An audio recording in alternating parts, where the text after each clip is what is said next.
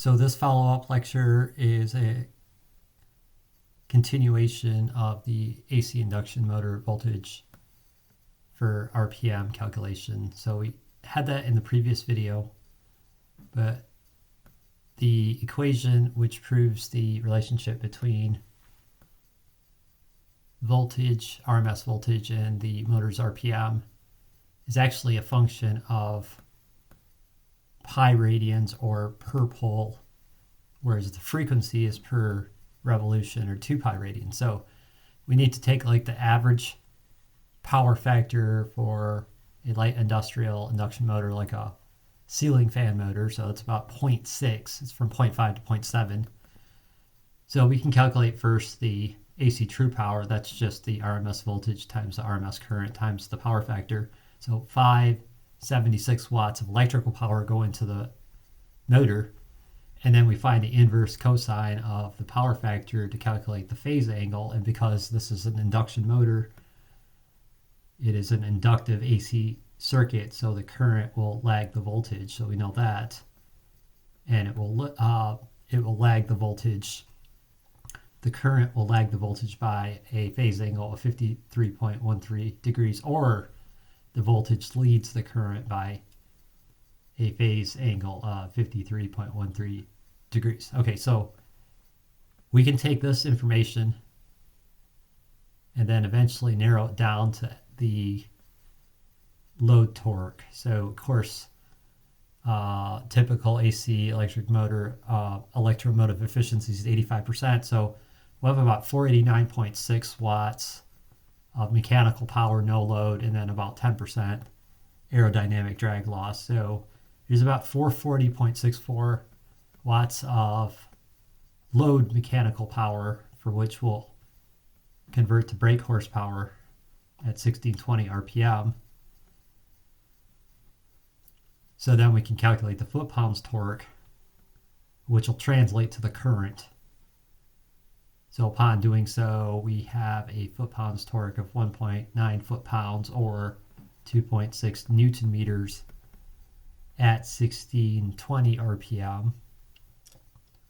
So now we can get ready to draw the graph of the sinusoidal waveform graph of first the voltage sine wave. And so every cycle is 1/60th of a second because it's 60 cycles per second. But we have to note that the RMS effective voltage is at 0.707 of the peak voltage. So that's also with respect to the two-phase standard household AC electrical circuit. So that's the square root of 2, or 1.41 times the effective voltage for the peak voltage, positive and negative. We can also use the cosine of 45 degrees, which is also 0.707, as the multiplier. So now we understand that we have a peak positive and negative voltage of 169.7, but we only get to use positive, negative 120 volts, or the RMS effective voltage. So that's the graph with respect to time. And notice that the RPM voltage relationship is over each pole, not every dipole like it is for frequency.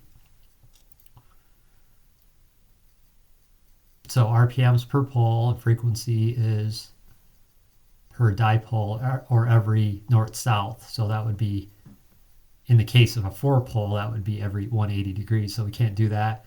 But if we take the AC generator frequency equation, we are taking it per dipole times revolutions per second. But that's for frequency, not RPM. So we have to take it per pi radians. And again, the voltage translates the RPM, and the current translates the torque. So we see that the current sine wave comes second, or it lags, it comes later. So the voltage sine wave comes first. It leads the current by the phase angle, the relationship between the phase shift of the two sine waves of 53.13 degrees phase shift. So if they were in phase, then it would be a purely resistive circuit. It would be with respect to no power factor below 1.0. So it'd be like a heating element. But We don't get away with that with electric motors. It's about 0.6 to point, even as high as 0.9, but never 1.0. It's really hard to do that, but there are some in-phase motors out there, but not for like a ceiling fan. So again, same principle applies to the current. We have positive and negative 8 amps RMS, and then again times 1.41. So that would be a peak positive and negative current of 11.28, but we only get to cut out 8 amps of that. So that's the graph of the AC voltage current sine wave sinusoidal function. And then we'll just quickly draw a relatively quadratic torque curve graph. So we're not doing anything fancy with like electronic software controlled fans. It's just a standard RLC electric motor driven. So it's kind of like a parabolic function, and it tops out at that rated torque, and then anything more would drop. So that's the highest speed setting. And so the actual speed controller is a series voltage controller. And so series means the current is constant.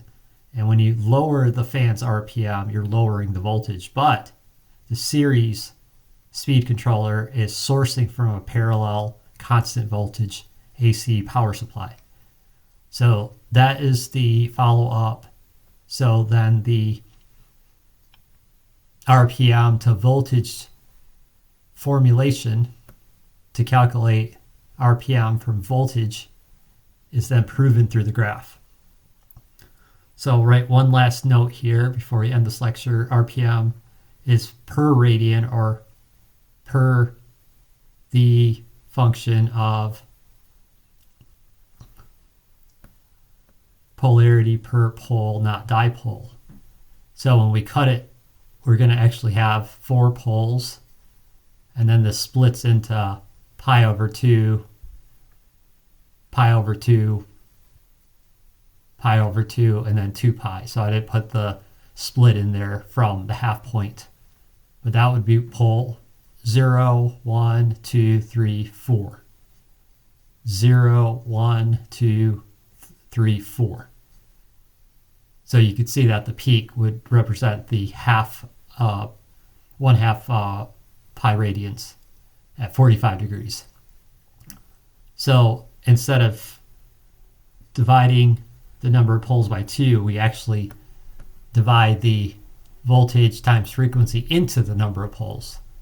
So that's the difference, and some viewers were questioning that formula, but that's why this formula is with respect to the number of poles rather than the number of dipoles. Thank you for watching this lecture, and have a great day.